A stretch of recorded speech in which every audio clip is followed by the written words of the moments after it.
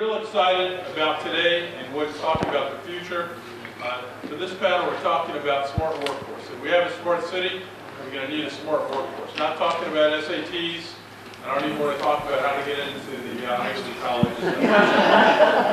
But let's talk about how to figure out how to connect people. And so for this panel, and I'll let the moderator introduce the panel and the topic, but Andy Steinem is a new member of our chamber.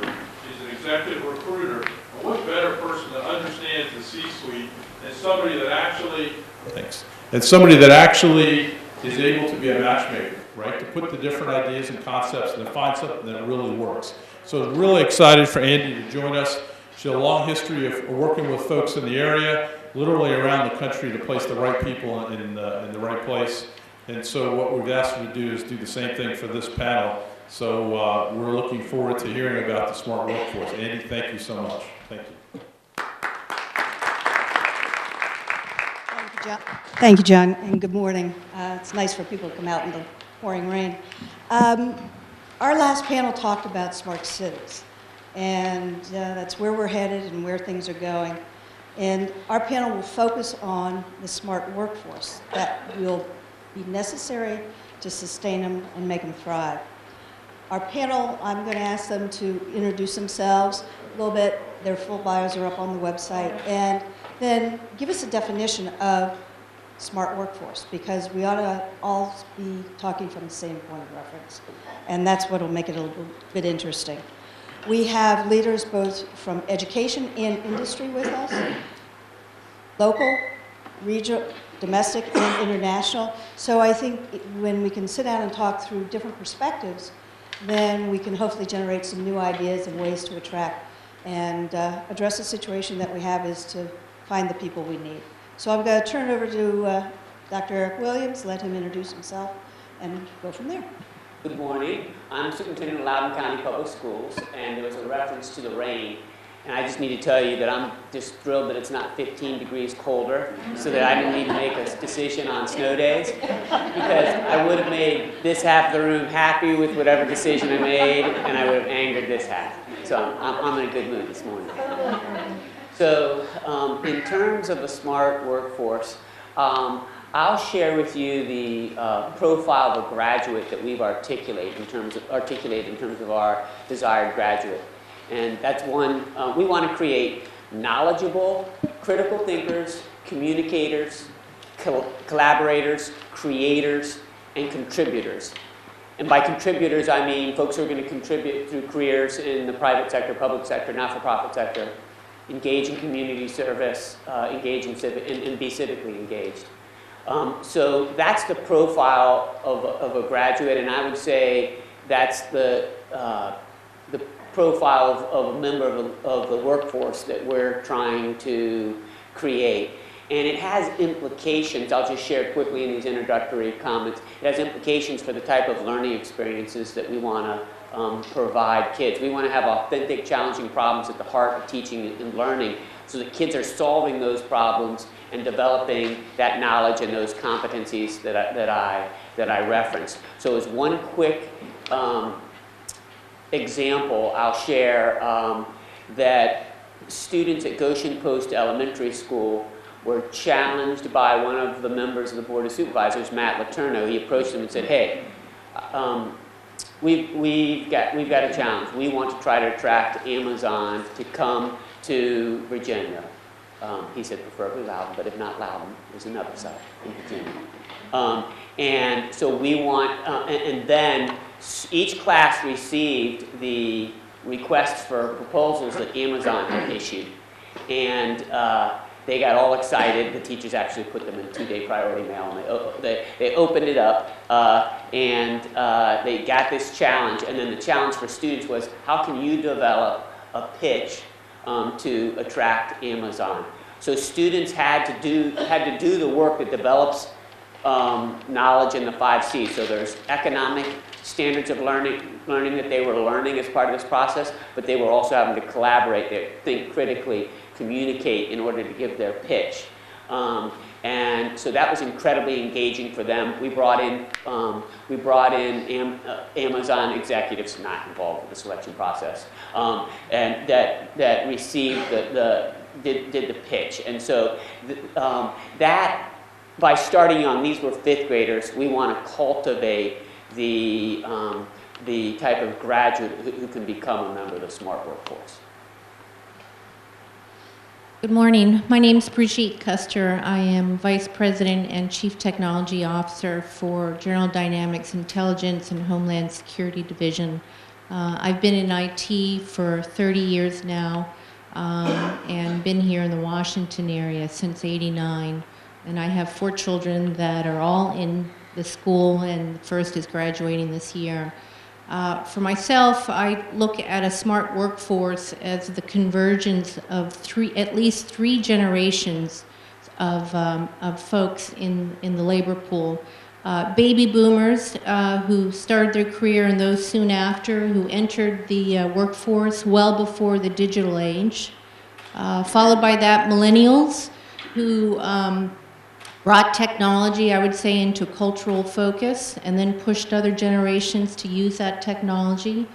And then finally, those individuals, Generation Z, let's say, that born after 2000, that really have been linked into technology since day one, and I would consider being digitally native. Individuals that may never actually hold a textbook, do all of their reading from a tablet, perhaps never learned how to write cursively, may never walk into a traditional bank, or even write a checkout. And that convergence of that population, along with the other two that I described, makes up the composite that we currently have today. And as an employer, we have to embrace the transformation of all three of those generations and promote collaboration among them. Hi, good morning. My name's Linda Herbert. I work for a company called Airbus. We make things that fly. So I'm based here in Herndon. I'm responsible for our Leadership University, which is our corporate university, inclusion and diversity, change management, corporate social responsibility, and cultural evolution. So there's a lot of stuff in there. My definition of a smart workforce, I think, is very similar to Brigitte. I think it's not about one particular generation. We often think about millennials and we think about the folks that are the digital natives. I think it's every single one of us. And it's based on our adaptability to the new technologies that are coming forward. So I think every one of us has the opportunity to be part of that smart workforce. I, like Doug, I'm not a native of these shores, and I have to say it's going to be very interesting for me because I've lived here for 8 years. My son is in Loudoun County Public Schools, so we're experiencing the education system here for the very first time. But I have to say, from my point of view, I'm very happy he's in Loudoun County. Thank you for choosing that. Thank you. I'd like to start around the educational aspect and sort of alluding and building on exactly where Eric started. How's the education system making changes K through 12 to address the challenges that are coming on, and what are we doing differently than we did even 10 years ago or 15 years ago to make everyone, be able to participate in the ongoing smart workforce? So as a nation, for the last several decades, we've put way too much emphasis on testing as a means of accountability. Accountability is important, and standardized tests play a role in that. But too often, educators have adopted a test prep mentality that has resulted in a shallow level of instruction.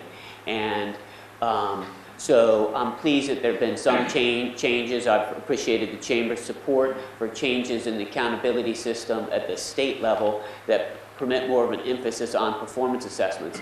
But even as a state and national framework exists, at the local level, we need to make sure we don't buy into that, and we set aside a test prep approach. And so we have this emphasis on project-based learning and authentic, engaging kids in solving authentic, challenging problems. So that's one part of it. That's the general answer. I'd like to spend a couple minutes sharing with you, though, about our growing emphasis on computer science. And before doing so, I'll make the observation. We want to leverage technology. We want students to be comfortable leveraging technology in each of the 5 C's I mentioned. And there's implications for learning experiences if we want to engage students as collaborators, critical thinkers, communicators, contributors, creators. There are significant implications for how we can leverage technology to do that. So that's one comment. But as I said, shifting to the emphasis on computer science. What most school divisions are doing nationally is to add a few courses at the middle and high school level related to computer science, and maybe have a few after-school or summer camps, do some things, do some job shadowing experiences in order to drum up interest in those secondary level courses. That is good. That needs to happen, but we need to do much more. We need to start much younger. We need to make dramatic interventions in order to have a much stronger tech pipeline. And so last year we started 3 computer science immersion elementary schools, and kids are coding at least a half an hour a day in kindergarten through grade 5. It's integrated with the instruction of math, science, social studies, as well as reading and writing. And so it's not a standalone. And that's about creating passion and a sense of I can do this among all students, regardless of zip code, regardless of gender. And so we are building on this effort. We're going to implement something similar, not the immersion, but integration across content levels in 20 of our elementary schools. Next year, we want to do another 20 the following year, and another 20 the year after that. For time purposes, I won't go into the details on we're doing something similar at 5 middle schools next year. But the point is, it's not just coding, it's computational thinking. It's being able to deal with large amounts of data, and think about how to apply it to solve real problems. So in addition to leveraging technology generally, we also have a much greater emphasis on computer science coding and computational thinking in the coming years. There are programs in place that are collaborative with industry, and I throw it out to you guys as well as to programs in working at that level, and then obviously on into various universities, whether it's the junior college, NBCC, and then with some of the Virginia universities. Are there things that you guys are doing that you can also then augment and help to foster those programs going forward, learning what you need? So I think there's far more opportunity, or there needs to be more opportunities for that to happen. I think industry and education really do need to partner much more. Airbus we were just really launching this, and unfortunately it's not with Loudoun County, it's with Fairfax County. We're launching, or we're doing some work with the United Way and some of the local high schools to try and help with STEM education and trying to get the kids into STEM. I don't think it's just about STEM though. I think STEM is critical, absolutely critical, but I also think it's some of the softer skills. And when we talk about the future workforce, and when we think about the smart workforce, if we don't teach our kids collaboration, if we don't teach our kids problem solving, if we don't teach our kids entrepreneurship, then we're just going to end up with a bunch of intelligent kids who don't know how to work together. And what we're looking for in industry is people who know how to work together, because this is some of the things that robots and artificial intelligence will not be able to do very easily. How do we have robots who can be empathetic? How can we have, with the turn of a hat, have robots working together without being programmed and so on? So I think there's an element there. But I do think, so going back to the question, I think there's much more that we can do to partner. Has anyone in the room heard about X Prize? Yeah, 1 or 2. Okay, so X Prize, it's basically it's a non-profit. It's based over in California, and they basically take the biggest problems that they can find in the world to solve, and they put it out to bid, and they run a competition.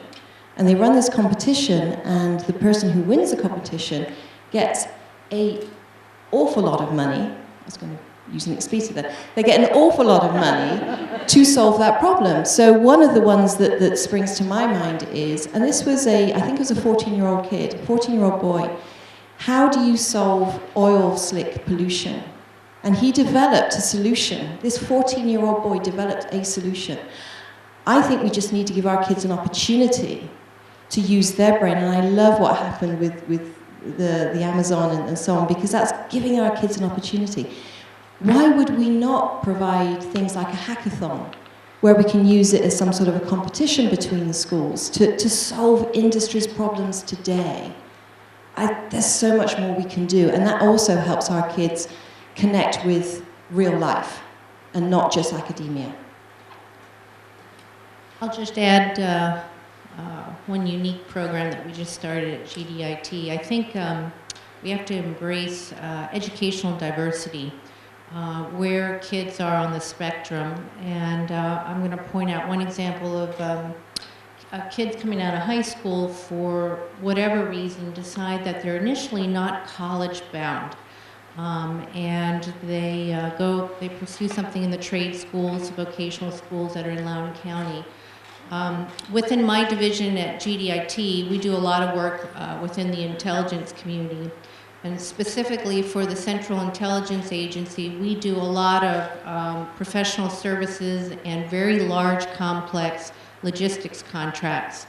And those, to perform on those contracts, they require skills that stem from the trade schools, and they do not require a college degree. So we, as a company, have engaged the Loudoun Academy of Sciences to talk about engaging students as they come out of high school.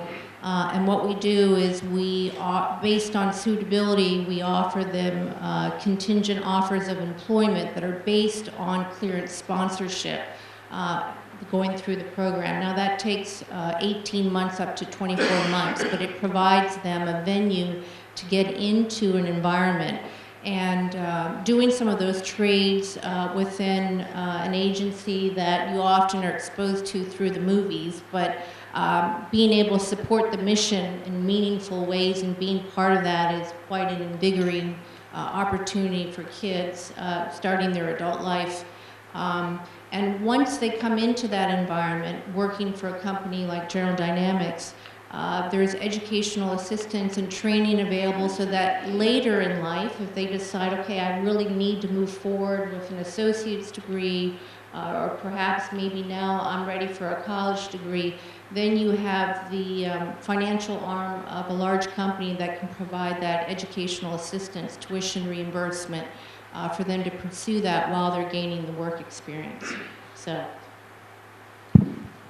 And what I would add is I'll provide a couple examples of ways in which business and community partners can help K-12 schools cultivate a smart workforce.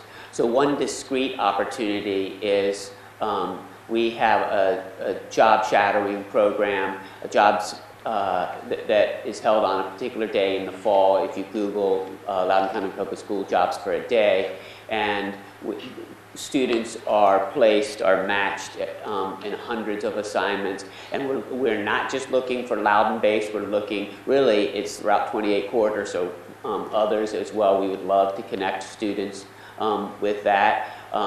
But we also want to connect businesses with this project-based learning that I've described, because businesses can come in at different levels of involvement, either relatively small time commitment or a bigger time commitment, to either serve as a resource in person or through video conferencing, to help articulate what a problem is, even be a client for student work, or to be audience members for student work. And again, if you Google Loudoun County Public Schools and Community Connections, we have a community connection supervisor who can connect companies who are interested in supporting students struggling with and addressing real, authentic problems. So those are a couple specific ways in which business and community partners can support the development of a smart workforce. We're all seeing a very tight job market.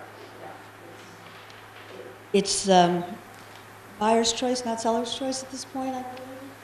I'm not sure which way that goes. But anyway, what do you think can be done to address, on a short term and a long term? You know, how will we approach that?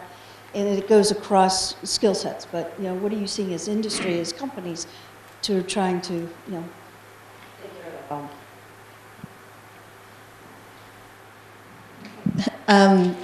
So I'll give you some specific examples. I'm not sure how many of you are aware of what's going on outside of sort of the general campus here. Airbus, as you know, is a worldwide organization. We have our headquarters for the Americas here in Herndon, but we're also in many other locations throughout the whole of North America, including Canada. We are building, or we've built already, a final assembly line for the A320 program in Mobile, Alabama. We're building a second assembly line for the A220, which is the C series. So we just recently started working with Bombardier, and we're going to be manufacturing the C series renamed A220 in Mobile, Alabama. As a result of that, we are looking for hundreds of production workers, people who can work on the production line to manufacture the aircraft. We've pretty much, with our 320 assembly line, we've exhausted that skill set in Mobile. So we're having to go further afield, and we're having to be very innovative about how we attract people to Alabama. It's on the coast, so it's lovely. Great fishing, I'm told. But it's Alabama. And it's not the center of the universe. And believe me, I was stuck in Mobile Airport yesterday, not even knowing if I was going to be able to get here today, because my plane got cancelled. But I made it. So we're looking at different ways of solving the problem. So we're actually looking now towards the automotive industry. We're going outside of our industry to try and find people who've got the general skill set that we're looking for, and then put them through a conversion program. So the conversion program will be a number of weeks, a number of months, to turn them into aerospace production engineers. And through that process, that's sort of the longest interview process they'll probably ever go through, because it's not until the end of that they get an offer or not. So that's just one way that on a very micro level, that we're solving a particular shortage of skill set in one of our areas. So our talent acquisition strategy, we are continuously looking at our pipeline, our customer base, and the skills that are needed.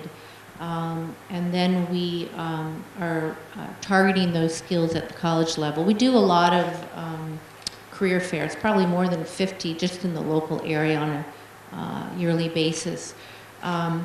But what's unique in my environment, especially in the cleared space, and if you're looking at a top secret clearance with a full scope poly, the vetting process for that can be up to 2 years. And so usually employers will engage students when they're seniors and getting ready to graduate. And what we've purposefully done is starting to engage students at the sophomore level in targeted disciplines for which the shortage is the greatest. So in data science, in cyber, application services and development, software, and we start interviewing students that show promise in those disciplines at a very early age in their college experience. And then what we do through our customers, if they're deemed suitable, we offer them contingent offers of employment as early as before they finish their sophomore year.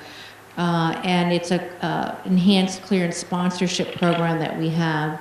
And hopefully by the time they graduate from college, then they've completed the clearance process, and then we can bring them on board. So that's one way that we're trying to address the shortage. But similar to what you were talking about, retraining is especially important. And we look to internal mobility within our very large employee base. I think the local universities and community colleges have done an excellent job of developing these career studies certificates. I think Northern Virginia Community College comes to mind. They have a 2-year program now for cyber.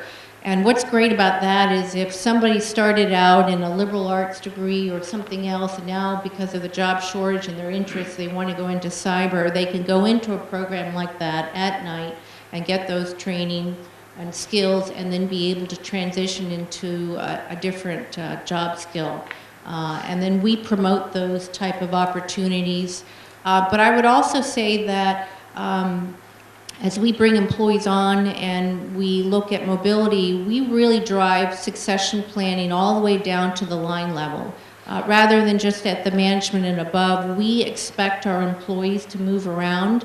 It's hard to know what their initial interests are. And so we encourage that and then provide training and educational assistance to promote that mobility. And that helps us to retain talent and also to develop it in those critical skills that we're facing a shortage in.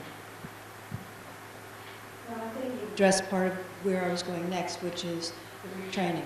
You know, you were talking about we have different workforces. We have separating military, which is a huge workforce. We have baby boomers who might be, you know, at another next career, you know, and then you have those who are just coming in. So how do you as companies see, you know, what you offer in, what are transferable skills for those you have in retraining, and then those that are coming into your workforce? And these are all things, because you're talking about the analytics, security, all important things as we're looking at smart cities. Do you have specific programs for that, especially around, say, military? So I think from, and I'm speaking really more from an Airbus commercial point of view. So we're not a government contractor, so we're not governed by certain things within the government contract area. I'm not sure I'm going to answer your question directly. Sorry. I think one thing that we talk about the future workforce, and when we think about the smart workforce, if we don't teach our kids collaboration, if we don't teach our kids problem solving, if we don't teach our kids entrepreneurship, then we're just going to end up with a bunch of intelligent kids who don't know how to work together. And what we're looking for in industry is people who know how to work together, because this is some of the things that robots and artificial intelligence will not be able to do very easily. How do we have robots who can be empathetic? How can we have, you know, with the turn of a hat, have robots working together without being programmed and so on? So I think there's an element there. So, but I do think, so going back to the question, I think there's much more that we can do to partner. Has anyone in the room heard about X Prize? Yeah, one or two. Okay. So X Prize, it's basically it's a non-profit. It's based over in California, and they basically take the biggest problems that they can find in the world to solve, and they put it out to bid, and they run a competition. And they run this competition, and the person who wins the competition gets an awful lot of money. I was going to use an expletive there. They get an awful lot of money to solve that problem. So one of the ones that springs to my mind is, and this was I think it was a 14-year-old kid, 14-year-old boy. How do you solve oil slick pollution? And he developed a solution. This 14-year-old boy developed a solution. I think we just need to give our kids an opportunity to use their brain. And I love what happened with the Amazon and so on, because that's giving our kids an opportunity. Why would we not provide things like a hackathon, where we can use it as some sort of a competition between the schools to solve industry's problems today? There's so much more we can do, and that also helps our kids connect with real life and not just academia. I'll just add one unique program that we just started at GDIT. I think we have to embrace educational diversity where kids are on the spectrum. And I'm going to point out one example of kids coming out of high school for whatever reason decide that they're initially not college bound. And they pursue something in the trade schools, vocational schools that are in Loudoun County. Within my division at GDIT, we do a lot of work within the intelligence community. And specifically for the Central Intelligence Agency, we do a lot of professional services and very large, complex logistics contracts. And those, to perform on those contracts, they require skills that stem from the trade schools, and they do not require a college degree. So we, as a company, have engaged the Loudoun Academy of Sciences to talk about engaging students as they come out of high school.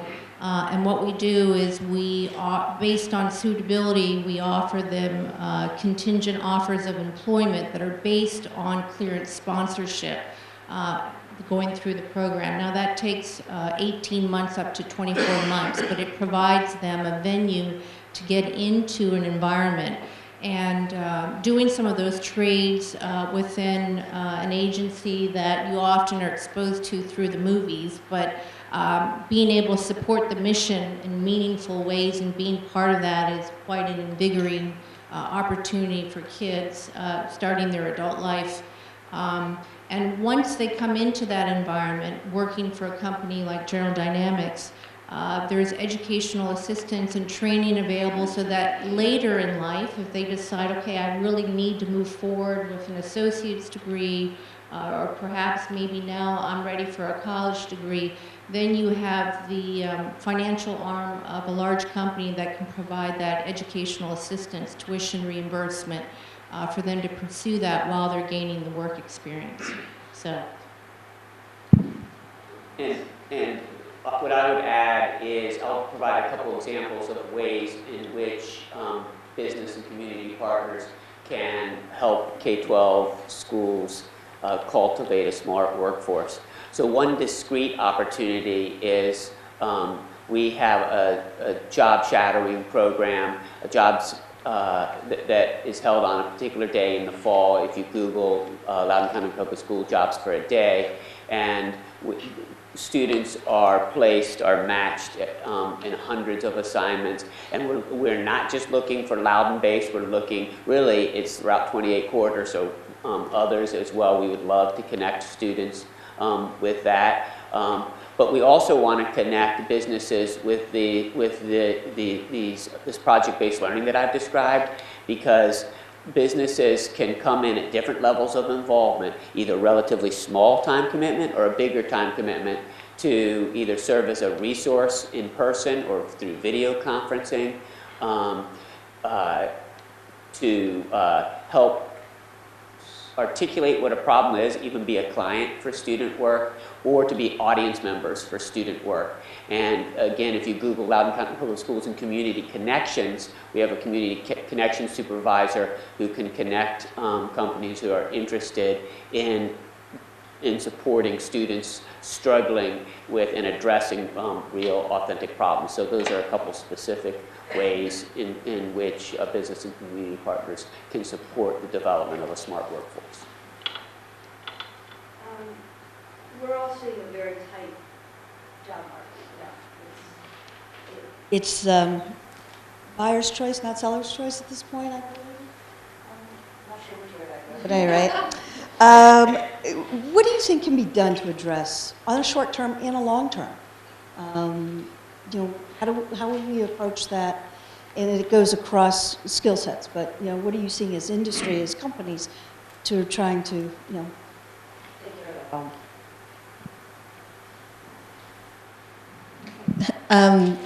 So I'll give you some specific examples. I'm not sure how many of you are aware of what's going on outside of sort of the general campus here. Airbus, as you know, is a worldwide organization. We have our headquarters for the Americas here in Herndon, but we're also in many other locations throughout the whole of North America, including Canada.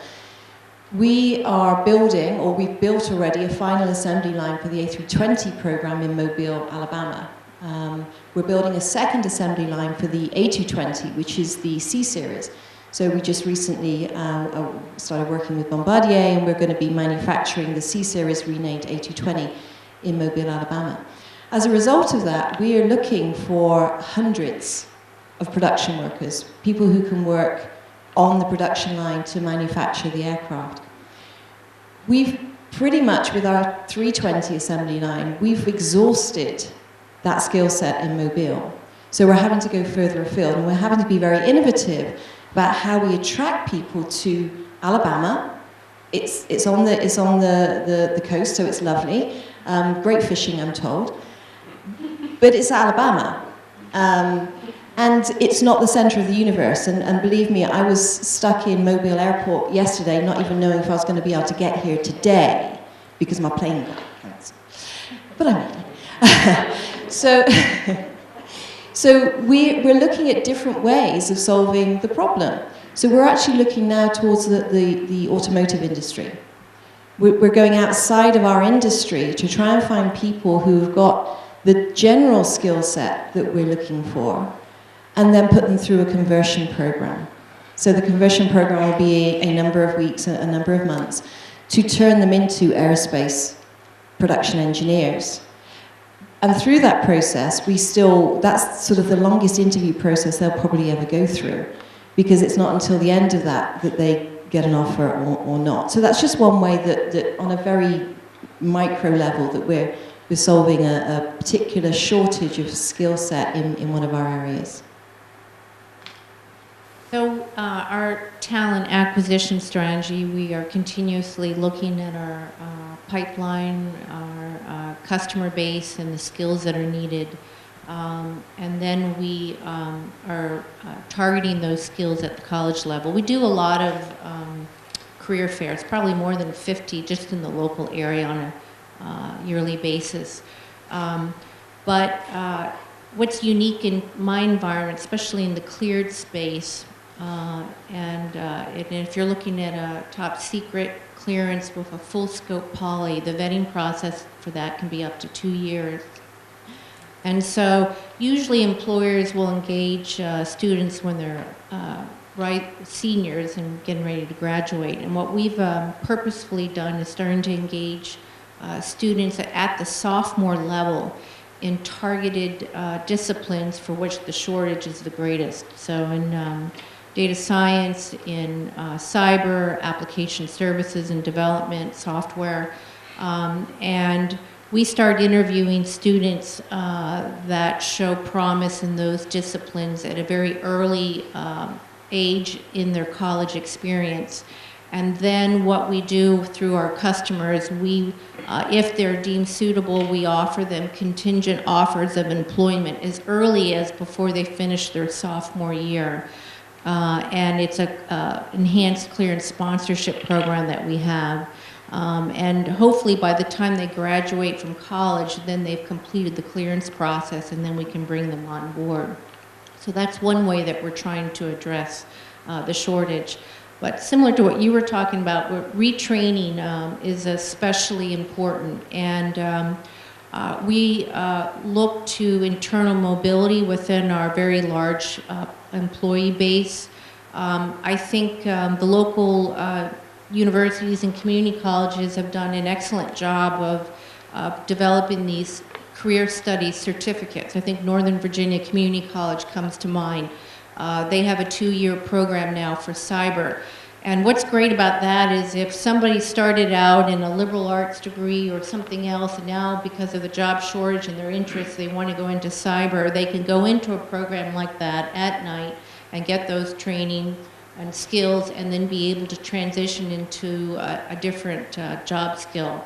And then we promote those type of opportunities.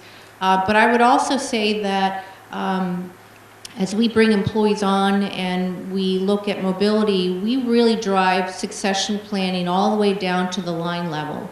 Rather than just at the management and above, we expect our employees to move around. It's hard to know what their initial interests are. And so we encourage that and then provide training and educational assistance to promote that mobility. And that helps us to retain talent and also to develop it in those critical skills that we're facing a shortage in. Well, I think you addressed part of where I was going next, which is the retraining. You know, you were talking about we have different workforces. We have the separating military, which is a huge workforce. we have baby boomers who might be, at another next career, and then you have those who are just coming in. So how do you as companies see, what you offer in, what are transferable skills for those you have in retraining, and then those that are coming into your workforce? And these are all things, because you're talking about the analytics, security, all important things as we're looking about smart cities. Do you have specific programs that set, especially around the military?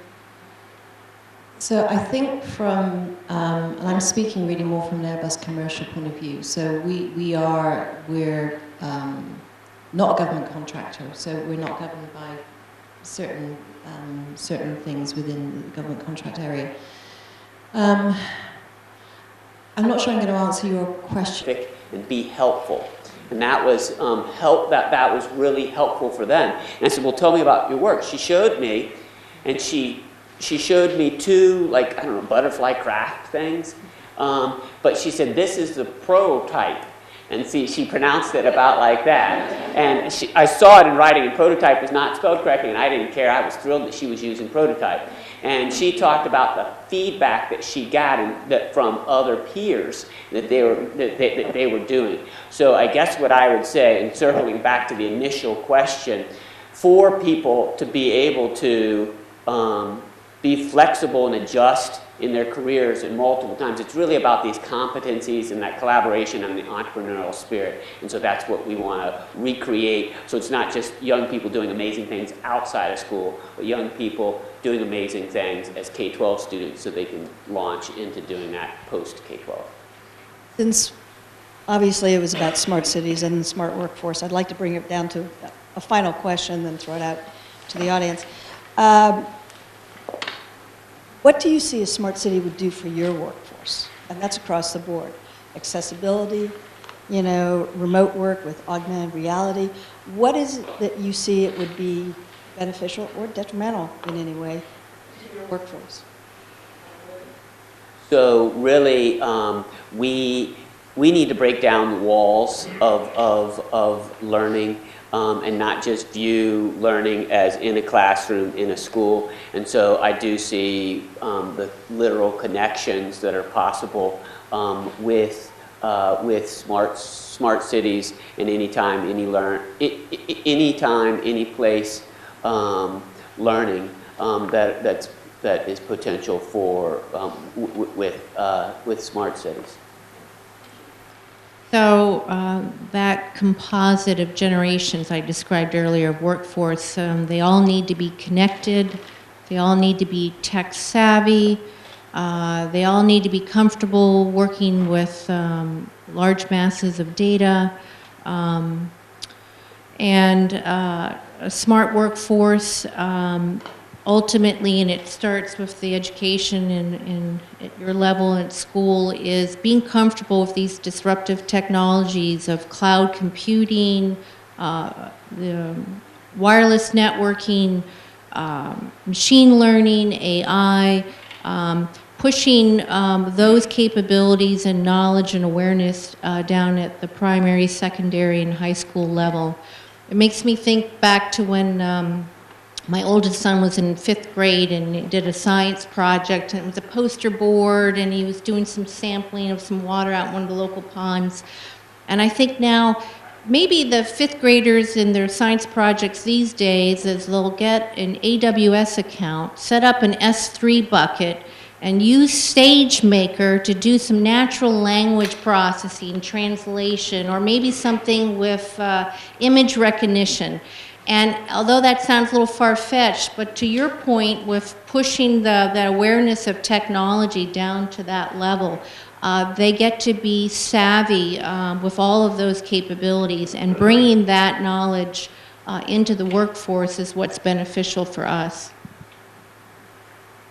So when I think about smart cities, I think to TV programs. And I think to the Jetsons and things like that, and things that we were thinking about sort of 20, 30 years ago.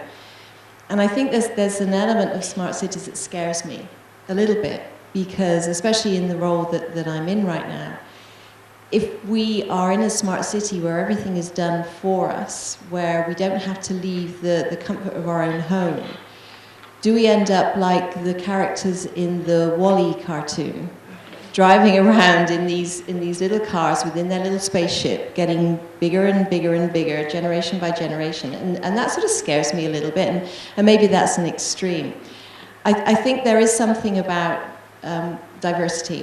We know it's proven the more diverse your workforce is, your teams are, the more innovative they're going to be, the better the business and so on. And I just wonder whether smart cities, if you take it to an extreme, flies in the face of innovation somehow, and we end up with lots of groupthink and lots of similar thinking people.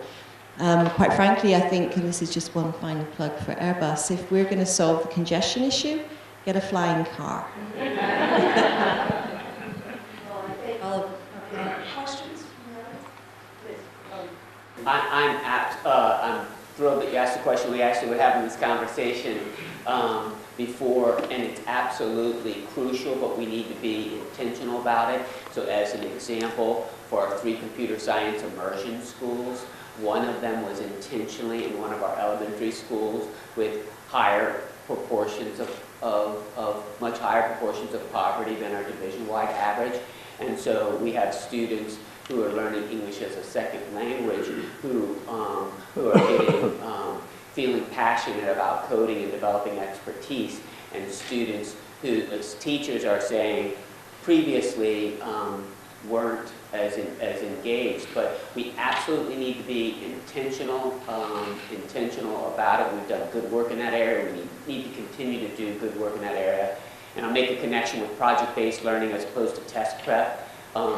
Access to deeper learning and project-based learning is also an equity issue in terms of developing a smart workforce that includes all of our current students, because too many times with the test prep mentality, it's like, oh, well, we'll give students this worksheet rote memorization learning experiences, and if they ever get to a certain level, then they'll have more deeper learning experiences that involves the application of knowledge, the synthesis of information.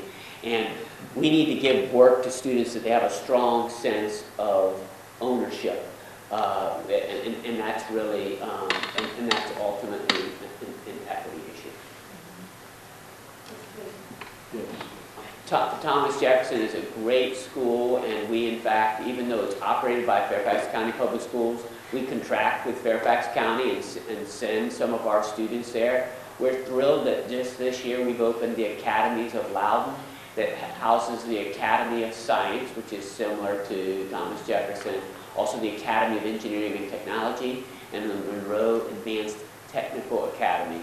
And the one that's the closest to those is the Academy of Science. And reflecting your comment about kids can do amazing research when given the opportunity, is so even in creating that building, we created additional science labs so that rather than just having to break down a science experiment in 90 minutes, that students can have space for experiments that last months. And we partner with outstanding outside research scientists and businesses that pose research questions. And so, absolutely. But we do need to also make sure that there's experiences, those sort of engaging opportunities exist for all of our students, whether they're at the Academies of Loudoun or not. And couple quick sentences about the other 2 academies within it. The Academy of Engineering and Technology includes 3 strands, one related to entrepreneurship, one related to engineering, and one more technology focused.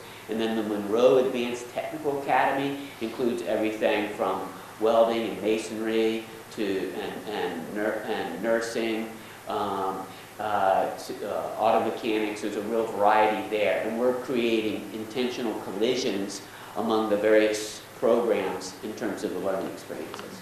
And I heard your experience raising money for 5 years, so we'd love to put you to work doing the same for Academy of Science. And I'd love to get you out there to check that out. You know, the sad part is the school system does not provide any money for the labs. They have to raise their own money for the lab, which is crazy. And I'm thrilled to say we've made a significant financial investment, but there are opportunities to complement that significant We had to raise financial $1 million investment. a year just to keep the 12 labs running. Wow, wow. Crazy. There's another question up there.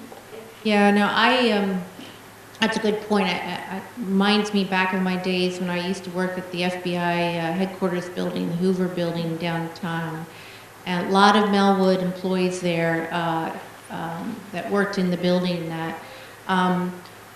I can't say offhand how my particular division engages with Melwood, but I would say that there's an opportunity there because of I was talking about some of the work that we do that doesn't require a college degree. It's admin work, professional services, and there's definitely an opportunity to recruit from a broader pool. And I had mentioned earlier about educational diversity, or even lack of, based on where people are socioeconomically or where they are in their maturation, towards adulthood, whether they're ready to go to college or not. So I would invite you to connect with me after today's event, and we can talk more about that. I'm very interested. Yeah, and certainly from Airbus' point of view, we're actively pursuing. People within the disability community is an untapped resource.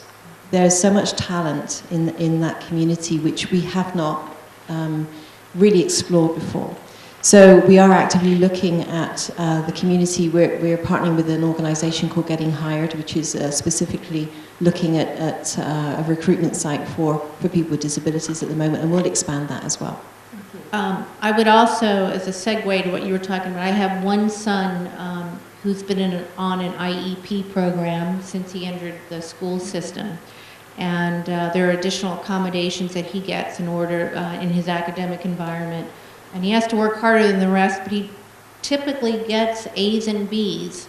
And that's because of the accommodations that the school makes. And it's interesting, there's a foregone conclusion that that individual will not go to college, but I don't think that's necessarily the case. And there are a lot more colleges that will make accommodations from people coming out of high school on an IEP program who have challenges in order to get moved to a higher level of education, and then from there be able to transition successfully into a professional career.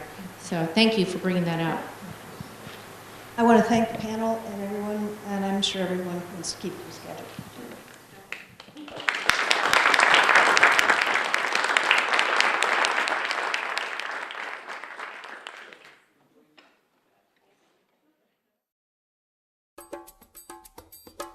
Reston Opportunity Neighborhood and the Neighborhood Ambassador Program is just one example of a number of supportive programs and resources that Cornerstones provides to families and individuals on their journey to a better life.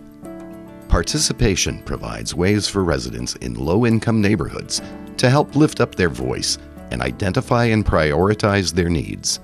These are the very same neighborhoods in which Cornerstones works to implement interventions and provide supportive care.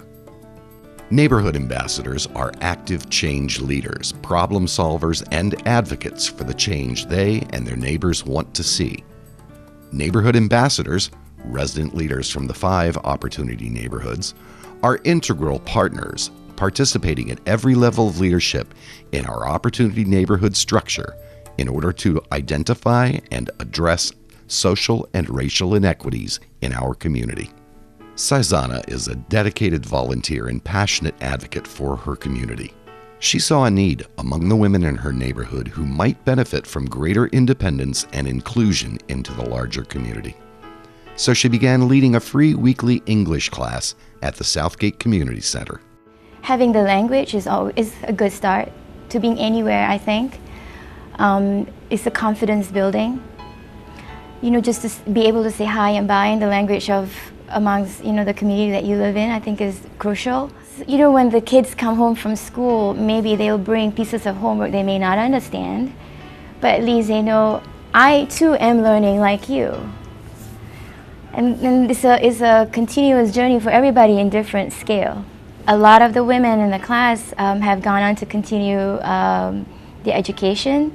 Many are taking the GED night classes, you know, and continuing English classes at the community college. I'm very proud of that. Many of them, some of them have come in with learner's permit when they started the class, but they've now taken that extra step of getting their driver's license, which is a huge deal. It's just a stepping stone to say, you know, what else and what's next. It'd be wonderful, I think, if the community, individuals, families, the community together have the trust in themselves, that they have all they need to succeed. And that when they have that confidence to say, I know what I want, me, the neighborhood ambassador, you know, the PCAs, the program coordinator, advocates, really the resource providers, we can say, we're here, we want for you what you want for yourself, you know, and tell us how we can walk with you.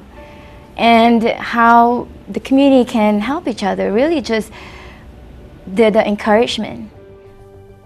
With your help, Cornerstones can bring people together to harness the strategies, program expertise, and resources for those in need to provide greater community well-being for everyone.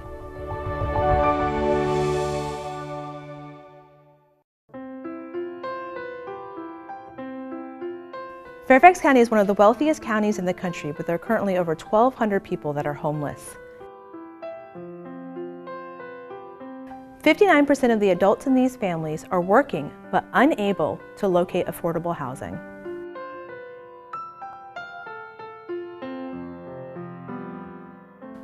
Shelter House is an organization that works with the homeless and victims of domestic violence to provide services that promote self-sufficiency. Housing is the key to getting these Fairfax citizens back on their feet. We're looking to connect prospective tenants with landlords that are willing to give them a chance. If you or someone you know is a landlord and has a property to rent, please contact Shelter House.